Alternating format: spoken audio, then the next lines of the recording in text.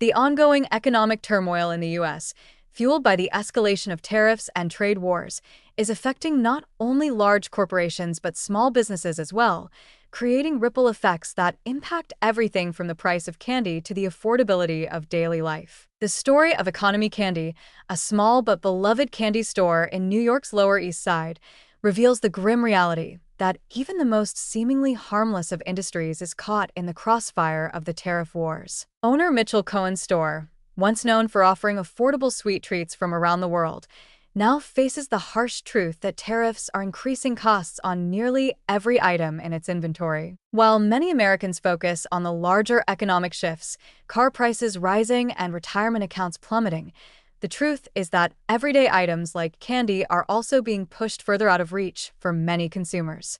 Cohen's store, which offers a variety of imported candies, is hit particularly hard by the surge in tariffs. From German gummies to Japanese Kit Kats, the global nature of the candy supply chain means that tariffs on foreign goods are felt in the prices of treats many people take for granted. As the prices of goods from countries like India, Portugal, and Japan climb due to tariffs, small business owners like Cohen are caught in a tug-of-war between rising costs and the need to maintain a reputation for affordability. This shift in pricing reflects a much broader economic issue in the U.S. that disproportionately affects the most vulnerable consumers. While candy may seem like a minor part of the economy, it's a symptom of a larger problem. As tariffs increase the costs of raw materials and ingredients from other countries, the result is a trickle-down effect, making basic consumer goods more expensive for everyone, especially lower-income households. Consumers who are already struggling with inflation and price increases across various sectors are now finding that even small luxuries like a $1.29 candy bar are becoming out of reach. The economic strain on small businesses like Economy Candy, which rely heavily on global supply chains, is particularly concerning. Cohen's attempt to shield his customers from rising prices, a long-standing hallmark of his business, is becoming increasingly difficult. With margins shrinking and the cost of goods climbing, it's unclear how small businesses can survive under the weight of these tariffs. Larger corporations with deeper pockets may be able to weather the storm, but for family-owned stores, the impact can be devastating, leading to potential closures or a shift in business models that prioritize higher prices over tradition and customer loyalty. What's particularly troubling is how these economic decisions are compounding existing inequalities.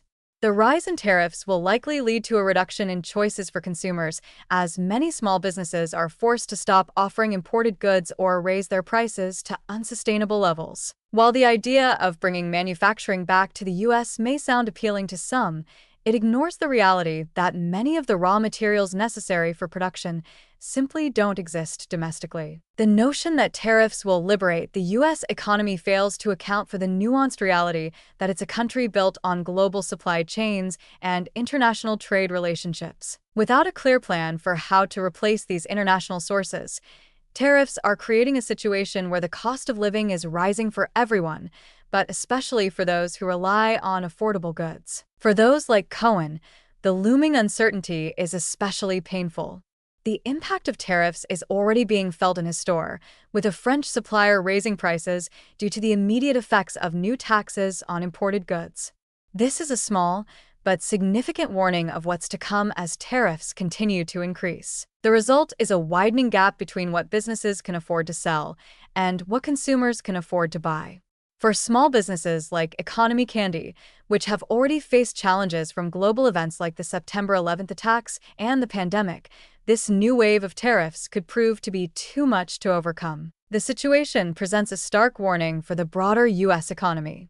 While policymakers may argue that tariffs are an essential tool for leveling the playing field and boosting domestic manufacturing, the reality is much more complicated. As businesses like Economy Candy face higher prices and lower margins, consumers across the country are left dealing with the fallout.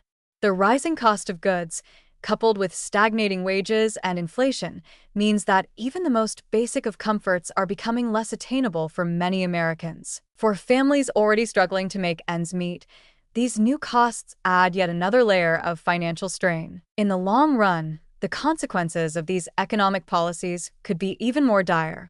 The trend toward higher tariffs could lead to a continued decline in the purchasing power of the American public, furthering the divide between the wealthy and the rest of the population. As the cost of goods rises, those without the means to adapt may find themselves in increasingly dire straits, unable to afford even the small indulgences that once brought comfort. In conclusion, while the political rhetoric surrounding tariffs may paint them as a win for the U.S. economy, the reality on the ground tells a different story.